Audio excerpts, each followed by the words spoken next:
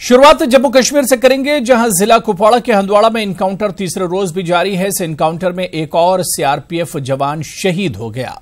Encounter के लिए para commandos को तलब किया गया है। इनकाउंटर में अब तक 2 मिलिटेंटों को हलाक किया गया है। इनकाउंटर मकाम से दोनों मिलिटेंटों की लाशें बरामद कर ली गई हैं। इस इनकाउंटर में सिक्योरिटी फोर्सेस के 6 जवान भी शहीद हुए हैं, जिसमें 2 जवान जम्मू कश्मीर पुलिस से और 3 सीआरपीएफ के जवान हैं। इस इनकाउंटर में एक आम शहरी भी हलाक हुआ है।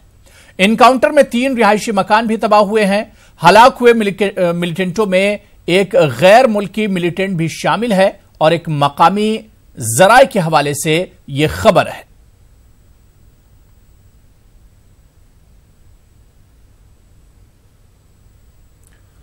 तो कुपवाड़ा के हंदवाड़ा इनकाउंटर में एक और सीआरपीएफ जवान शहीद हुआ है। शहीद जवान की शिनाख्त श्याम नारायण यादव के तौर पर हुई है। यह जवान कल इनकाउंटर के दौरान जख्मी हो गया था, जिसके बाद शहीद को अस्पताल मुंतकिल किया गया था।